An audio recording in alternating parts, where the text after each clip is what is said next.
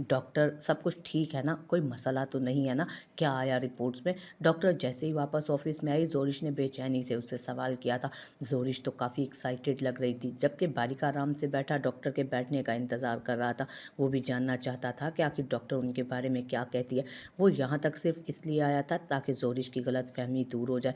वैसे तो जोरिश बहुत बहादुर लड़की थी, लेकिन छोटी छोटी चीज़ों पर टेंशन लेती थी। लेकिन उसकी क्वालिटी थी कि वो अपनी टेंशन और परेशानियाँ सिर्फ और सिर्फ अपने शोहर के सामने रखती थी। यही तो वजह थी कि सबके सामने बच्चे के मामले पर वो बिल्कुल खामोशी तारी किए हुए थी।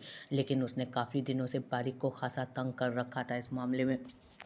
जी डॉक्टर साहिबा, बताइएगा क्या आया है रिपोर्ट्स में? उसने डॉक्टर की तरफ देखते हुए पूछा, जो अब तक खामोशी से उन्हें देख रही थी। क्या हुआ है डॉक्टर, आप कुछ परेशान लग रही हैं? रिपोर्ट्स ठीक है ना? जोरिश ने उसकी खामोशी पर परेशान होते हुए कहा।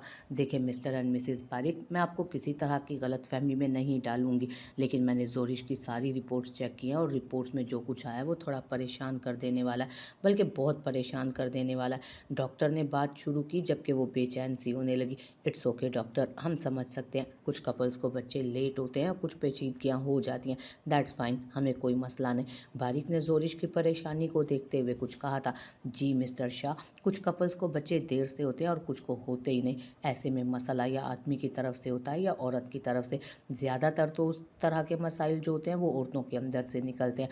अगर आपको मैं आपको अप्रिशिएट करती हूँ कि आप इस मामले में अपना भी चेकअप करवा रहे हैं। हालांकि मर्द हजरात ऐसी चीज़ें अवॉइड कर देते हैं, सारा कसूर औरत का निकालते हैं, और मैं आपको किसी लंबी चौड़ी तमहीद में नहीं बांधना चाहती। आई एम सॉरी, आपकी बीवी कभी माँ नहीं बन सकती। इनकी रिपोर्ट्स बहुत क्लियर हैं, ये कभी माँ नहीं बन सकती। आई एम रियली सॉरी, ये आपको औलाद का सुख कभी नहीं दे सकेंगी। डॉक्टर कोई इलाज वगैरह? जोरिश की बेयकीन नज़रें देखते उसने उसका हाथ थामकर डॉक्टर से पूछना चाहा था।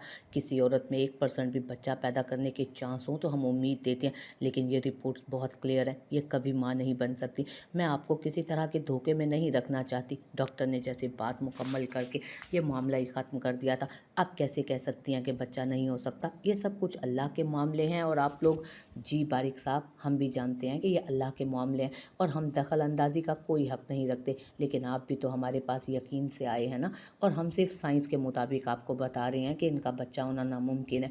और हर मसले का हल है, इस मसले का भी हल है। आप कोई बच्चा अडॉप्ट कर लें या फिर दूसरी शादी कर लें। आप, मेरे पास ऐसे हज़ारों केसेस आते हैं जो मशवरा मांगते हैं।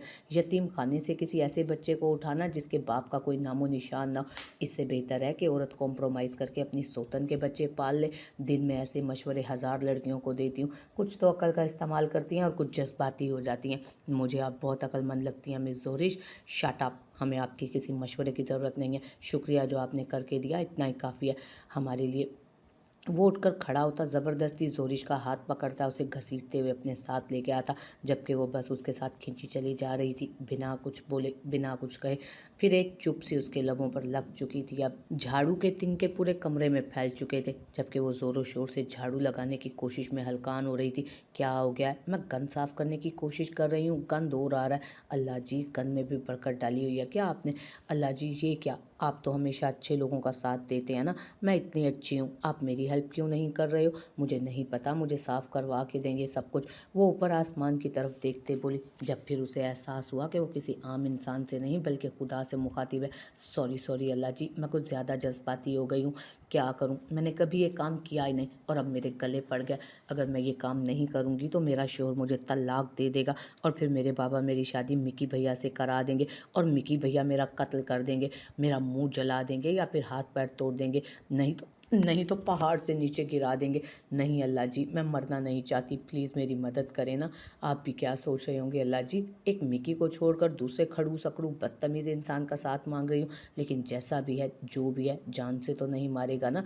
और वैसे भी वो मुलाजमा बता रही थी ना कि तलाक खुदा का नापसंदीदा अमल है, तो मैं आपका नापसंदीदा काम थोड़ी ना करूँगी, मैं तो आपकी अच्छी बंदी हूँ ना। बस यही सोचकर मेरी मदद कर दीजिए ना, please Allah ji, please help me. वो भी बोल रही थी कि दरवाजे पर दस्तक हुई। ज़बर इतनी जल्दी आ गया, इस सोच ने उसको परेशान कर दिया। वो भागकर दरवाजे पर आई। मैं काम कर रही हूँ, प्लीज़ आप मुझे तलाक। आप कौन है? वो ज़बर की मिन्नत और तरलों पर उतरने ही वाली थी कि सामने उसे काफ़ी एजिड आदमी खड़ा नज़र आया।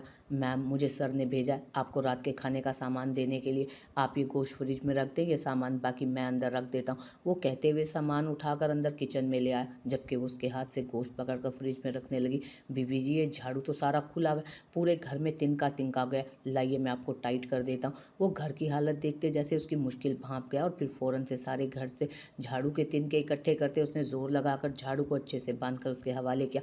Thank you uncle. उसने घर को कदरे बेहतर हालत में देखते उनका शुक्रिया अदा किया, जबकि वो मुस्कुराकर हाँ में सर हिलाता निकल गया। अब की दफ़ा झाड़ू लगाने पर एक भी तिनका नहीं निकला था। ज़्यादा अच्छा ना सही, लेकिन उसने काबिल कबूल झाड़ू लगा ही लिया था। अब टेबल किस चीज़ से साफ़ करूं, वो कुछ सोचते हुए टेबल पर धूल मिट्टी जमे हुए देखकर खुद से बोली थी। घर की मुलाजमा तो गंदे कपड़े से करती थी, स्टूपिड कहीं की, गंदी चीज़ से भला कोई चीज़ साफ़ होती है? ऑफ कोर्स नहीं, मुझे कोई साफ़ कपड़ा ढूंढना होगा। वो सोचते हुए कमरे में आई और अलमारी खोलकर बीच से कुछ ढूंढने लगी। उसके पास सिर्फ चंद एक जोड़े थे, वो भी वो जोड़े जो इज़ा की शादी के दौरान उसे लेकर दिए गए, वरना अपने घर से तो वो कुछ भी नहीं लेकर आई थी। ये तो सारे नए कपड़े हैं। उसने सोचते हुए ज़बर की अलमारी पर ऊपर रखी वाइट शर्ट को देखा। इसी से करती हूँ, वैसे भी ये ज़बर पर सूट नहीं करती। वो खुद ही फैसला करते शर्ट को लेकर बाहर आती, टेबल को चमकाने में मसरूफ़ थी और थोड़ी ही देर में उसने ये काम बहुत अच्छे तरीके से कर भी दिया। अब बारी थी खाना पकाने की। मेरे पास तो फ़ोन भी नहीं है, वरना मैं यूट्यूब से देखकर कुछ अच्छा सा बना लेती, लेकिन मुझे तो खाना बनाना आता ही नहीं। अब क्या करूँ? कोशिश करते हैं, कोशिश करने से ही काम होगा।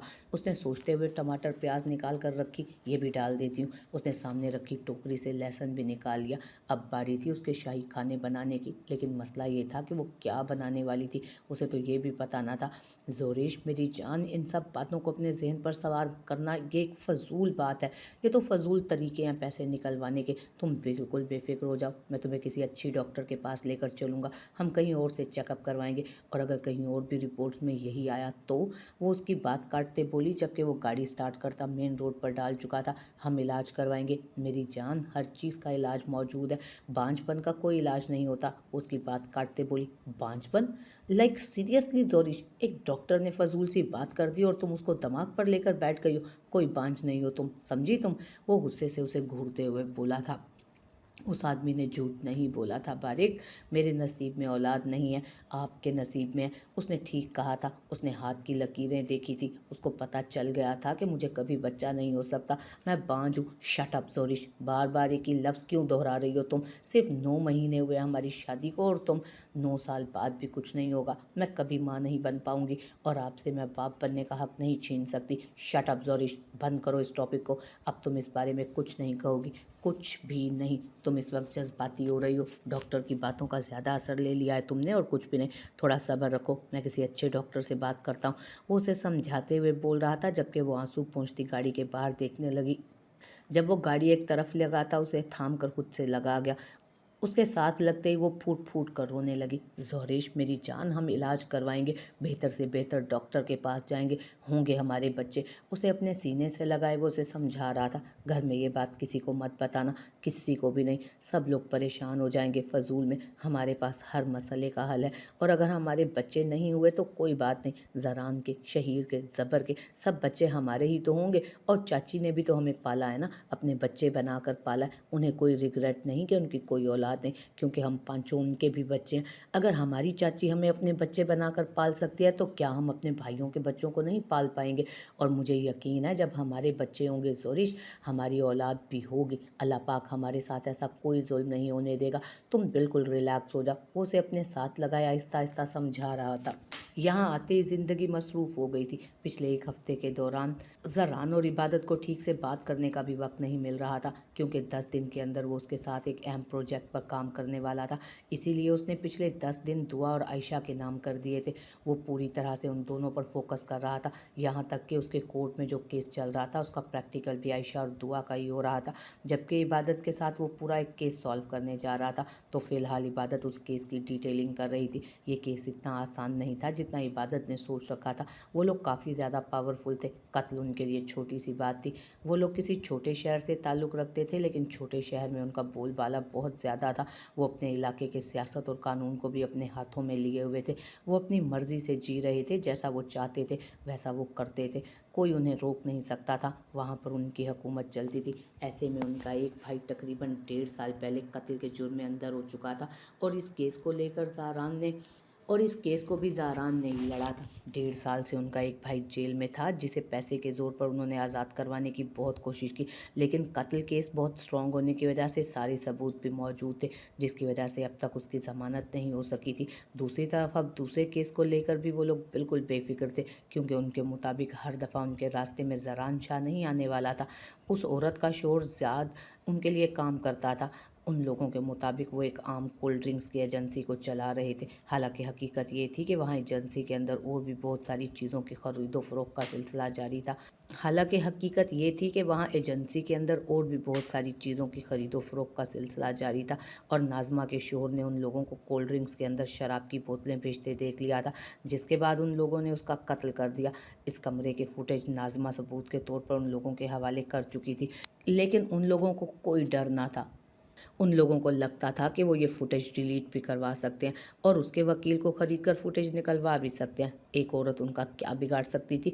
अभी तक उनको जितनी इन्फॉर्मेशन मिली थी उसके मुताबिक नाज़मा का केस कोई इबादत नाम की लड़की हल कर रही थी। हालांकि पीछे वकील कोई और था। इबादत सिर्फ असिस्टेंट के तौर पर डिटेलिंग कर रही थी, लेकिन उन्हें फ़र्क नहीं पड़ रहा था। वो बिल्कुल बेफिक्र थे। फ़िलहाल उनका इरादा था इबादत को ख़रीदने का। पहले वो देखना चाहते थे कि कौन इबादत है ये। पहले तो वो ये देखना चाहते थे कि इस केस पर टिकता कौन सा वकील है, क्योंकि इससे पहले वो 4-5 वकीलों को रास्ते से हटा चुके थे, कुछ को पैसे देकर और कुछ को धमका कर। अब इबादत ने पैसे लेने थे या उनकी धमकियों में आना था, ये तो बाद में सोचने वाले थे। फिलहाल वो ये देखना चाहते थे कि नाज़मा किस हद तक जाती है।